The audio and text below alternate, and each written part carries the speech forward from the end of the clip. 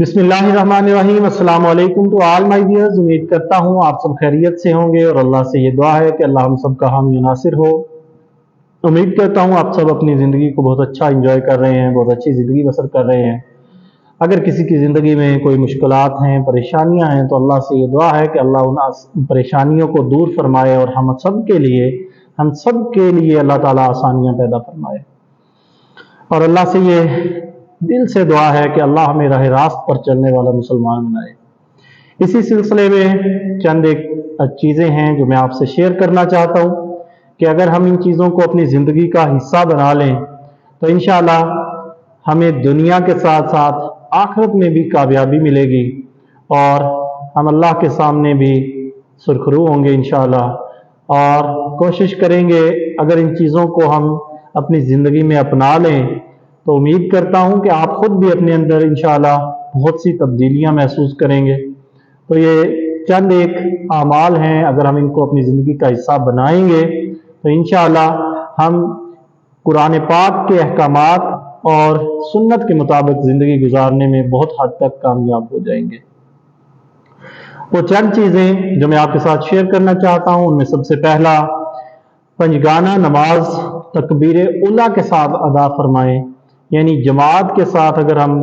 पांचों नमाजें अदा करते हैं तो इंशाअल्लाह हम नमाज के पाबंद हो सकते हैं। फिर नमाज के बाद तस्बीह, इसके अलावा दरूद और दुआ का अहतमाम ज़रूर कीजिए, क्योंकि नबी अकरम सल्लल्लाहु अलैहि वसल्लम की ज़ात पे हम जितना दरूद भेजेंगे वो उनकी शफाअत हमें नसीब होगी। और दुआ तो इबादत का मग़ज़ है, क्योंकि अल्लाह के सामने दुआ मांगने से हम अपनी तमाम हाजात को पूरा करवा सकते हैं। और जैसे एक मज़दूर सारा दिन मेहनत करता है, मजदूरी करता है, शाम को वो उजरत लेता है, यही हिसाब हमारी दुआ का है कि जब हम पूरी नमाज पूरी इबादत कर चुके होते हैं तो उसका अजर लेने के लिए हम अल्लाह के सामने फिर हाथ उठा के दुआ मांगते हैं कि अल्लाह ताला हमारी मुश्किलात दूर फरमाए और हमारी हाजात को पूरा फरमाए। इसके अलावा कुछ नफली नमाजें हैं जिनका अगर हम एहतमाम करते हैं तो नफली नमाजों से हमें मज़ीद ज़्यादा सवाब मिल सकता है, जिसमें तहज्जुद है, अवाबीन के नवाफिल हैं, इशराक और चाश्त। इनमें से अगर कोई किसी एक या दो का आप एहतमाम कर सकते हैं, अपनी ज़िंदगी का हिस्सा बना सकते हैं, तो इंशाअल्लाह वो भी हमारे लिए बहुत मददगार होगा। रोज़ाना मामूल बना लें कि कुरान पाक की तलावत की जाए, और ये कोशिश करें, तलावत कम करते हैं तो कम कर लें, लेकिन उसको तर्जमा और तफहीम के साथ पढ़ने की कोशिश करें, क्योंकि जब तक हम उसका तर्जमा नहीं पढ़ते, जब तक हम उसे समझते नहीं, तो हमें ये पता नहीं चल सकता कि अल्लाह हमारे से कहना क्या चाह रहा है, अल्लाह हमसे तलब क्या कर रहा है। इसलिए कोशिश कीजिए कि तलावत कुरान पाक का शरफ भी हासिल करें और साथ में तर्जुमे के साथ उसको अदा करने की कोशिश करें, ताकि थोड़ा पढ़ें लेकिन समझ के पढ़ें, हमें पता चले कि हमारा दीन हमसे चाहता क्या है, हमारा रब हमें कहना क्या चाहता है। इसके अलावा नबी अकरम सल्लल्लाहु अलैहि वसल्लम की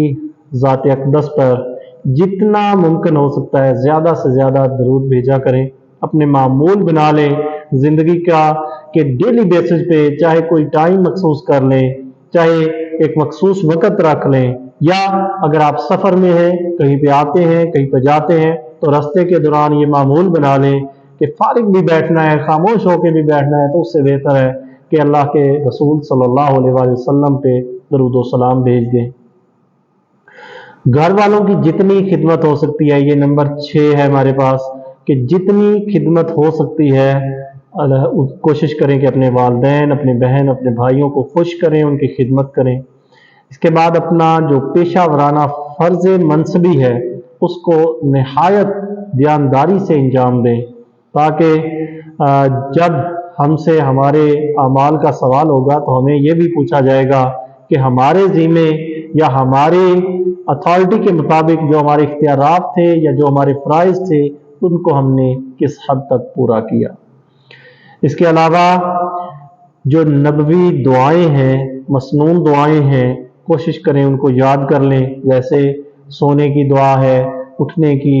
واشروم داخل ہونے کی, نکلنے کی, مسجد کی تو آپ کو آتی ہی ہے امید ہے, گھر سے جاتے ہوئے گھر میں داخل, یہ چند ایک بنیادی وہ دعائیں ہیں جو ہمارے معمول کا حصہ ہونی چاہیے, کیونکہ ہر وقت ان کی ہمیں ضرورت ہے. جب بھی ہم اگر نکلتے ہیں, گھر میں داخل ہوتے ہیں, دعا پڑھتے ہیں تو برکات کا سبب بنے گی انشاءاللہ, جان و مال کا تحفظ ہوگا اس سے.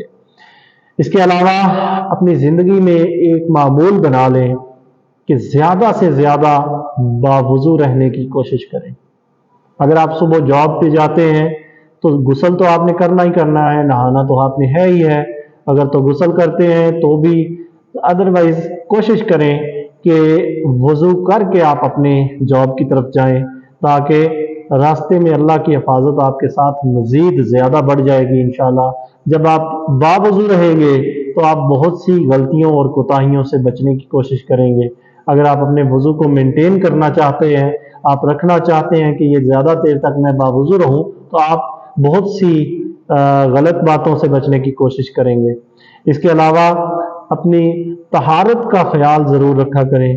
صفائی کا خیال, کیونکہ صفائی نصف ایمان ہے. پاکیزگی, اپنا لباس, اپنا جسم, جو بیٹھنے کی جگہ, یہ بہت پاک اور صاف ہونی چاہیے. اس کے علاوہ کوشش کریں کہ اپنی زندگی کا یہ معمول بنا لیں کہ آپ ہر وقت کچھ نہ کچھ علم حاصل کرنے کی تلاش میں ڈٹے رہیں. علم نافع,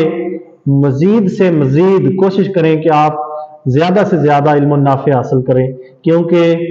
وہ علم جو آپ کو نفع دیتا ہے, جس سے آپ دوسروں کو نفع دے دیتے ہیں, وہ علم ہی اصل علم ہے. تو اس کی تلاش میں ہمیشہ اپنے آپ کو ایک پیاسا انسان سمجھیں کہ علم کی طلب آپ کے اندر ہونی چاہیے, اور کوشش کریں چاہے وہ دینی علم ہے, دنیاوی علم ہے, جس حوالے سے بھی ہے, آپ اس علم کو, اپنے علم کو بڑھانے کی کوشش کریں, کیونکہ اسلام ہی وہ مذہب ہے جس نے علم کے حصول پہ بہت زیادہ زور دیا ہے.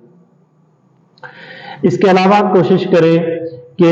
جو اپنے آباء و اجداد ہیں, جن کے لواحقین فوت ہو گئے, جو ہمارے رشتہ دار, عزیز, دوست, اقربا جتنے بھی اس دنیا سے چلے گئے, یہ بھی معمول بنا لیں کہ ان کے ایصال ثواب کے لیے کچھ نہ کچھ آپ ضرور ان کو پڑھ کے اس کا ثواب دیں. ان کی عافیت کے لیے, ان کی مغفرت کے لیے دعا کرنا اپنی زندگی کا معمول بنا لیں. اور کوشش کریں, اس کے علاوہ اگر ہم دیکھتے ہیں تو کوشش کریں کہ اللہ نے انسان کو بنایا اپنی عبادت کے لیے بھی, اور اس کے علاوہ جو انسان کا مقصد ہے وہ ہے دوسروں کے کام آنا, یعنی بھلائی کریں, جتنا ممکن ہو سکتا ہے دوسروں کی بھلائی چاہیں,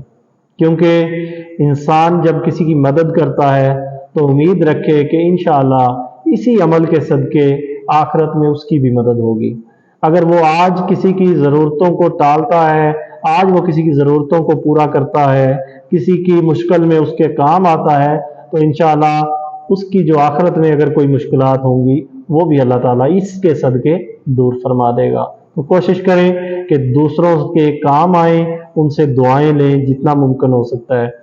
اور لاسٹ پہ اپنے والدین, اپنے اساتذہ کرام وغیرہ جتنے بھی آپ کے بڑے ہیں, ان کے احسانات کو یاد رکھیں. انہوں نے جو نیکی کی, آپ کے والدین نے آپ کی پرورش کی, مشکل حالات کے اندر, مشکل اوقات کے اندر محنت کر کے آپ کے لیے جتنا کچھ کیا, اور اساتذہ کرام جو آپ کو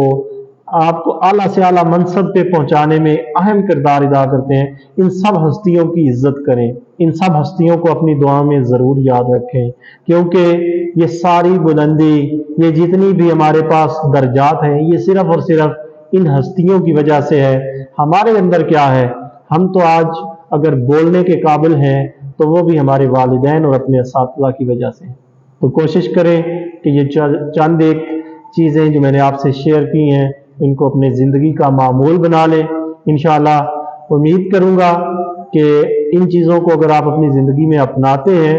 تو آپ خود بھی اپنے اندر بہت سا بدلاؤ محسوس کریں گے, اور امید کرتا ہوں کہ آپ کو یہ چیزیں انشاءاللہ پسند بھی آئی ہوں گی. اگر مزید آپ ایڈ کرنا بھی چاہیں, بہت سی چیزیں ہو رہے ہیں جو گنجائش باقی ہے, لیکن اگر آپ مزید ایڈ کرنا چاہتے ہیں تو کمنٹس میں آپ اپنے رائے کا اظہار ضرور کیجیے گا. اور اللہ سے دعا ہے کہ اللہ ان چیزوں کو اپنی زندگی کا حصہ بنانے کی ہمیں توفیق بھی عطا فرمائے اور ان چیزوں پہ اور نیکی پہ نماز کا پابند بنائے اور ثابت قدم رہنے کی توفیق عطا فرمائے۔